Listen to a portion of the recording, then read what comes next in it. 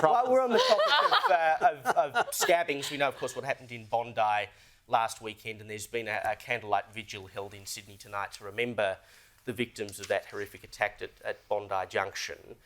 Amy Scott, the heroic cop who, of course, responded to the stabbing and shot Joel Cauchi dead, she reportedly feels a sense of relief after giving investigators her official version of how the tragic events unfolded during the week. And she'll be taking some time off, but is apparently keen to return to work, and we very much look forward to being able to get back to work. She should be Australian of the Year as far as I'm concerned. But I wrote a column for the Advertiser last week on Friday, suggesting that we should consider better protection for security guards, including pepper spray and tasers, because, as I wrote, the defence of shoppers in Bondi was left to a brave Frenchman brandishing a bollard on an escalator and a father who stood in front of his family as Cauchi approached. Now, of course, one security guard was killed, Faraz Tahir, and his colleague Muhammad Taha was injured and has been in hospital this week. A lot of people online just read the headline, Freya, and thought I meant that we should give a gun to every person, which is absolutely not what I am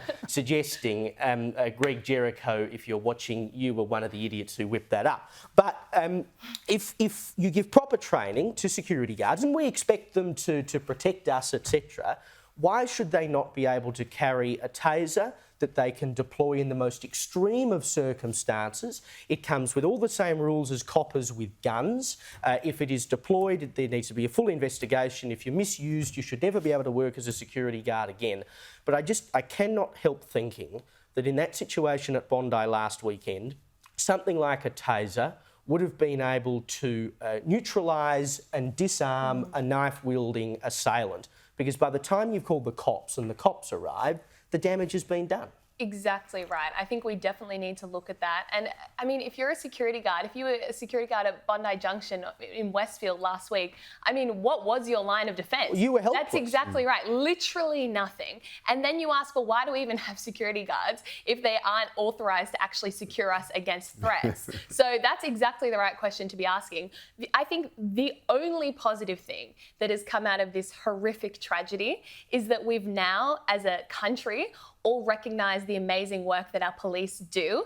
And it's actually so encouraging to see people from across the political divide praising our policemen for doing their job and actually policing and defending us. Yeah, well, it's the defund the police people have gone a bit quiet. Rethinking that one. But what do you think, Joe? Is it fair to say that security guards could carry tasers? Because, you know, like, at the moment, all they can do really is have a stern word with a teenager who's trying to steal a chocolate bar, and they've tried their best last Saturday, but there was nothing they could do. I certainly think it is a prize idiot who questions any need to arm security guards, because other's why have them? What's the point of that? Exactly right. Like, if you're going to say, oh, well, no, they cannot have any sort of lethal force. All right, well, what's that? You can, as Amanda Vanstone once famously said, you can kill someone with a pencil if you really want exactly, to. yeah. So clearly, you want to give them enough resources and training to be able to protect you. Otherwise, what's the point of them? Why are they even there? Is it just sort of a psychosomatic thing? So, oh, there's, you know, an 80-year-old guy sitting on a stool. I feel much safer now. And I think all of us, and I'm no disrespect to any security guards, I'm sure they're fantastic people doing everything they can. But when you look at some of the training and you look at some of the things, you kind of think, well, hang on a minute, like, I could probably outrun that bloke. It's pretty lacklustre. And the training is really, is really short. It's just a matter of weeks, I think, in some cases. Yeah. So, or even less. So Online course. Yeah, then there's an online, exactly. So, again, I don't know if you obviously that has to be commensurate with the training. Correct, if you're going to give someone a gun, you have to give them huge amounts of training. But having said that, again, what is the point of them if you're not going to equip it? Otherwise, you just say, no, it's all just a ruse. We're just going to, we'll say that there are cameras there watching. I think it's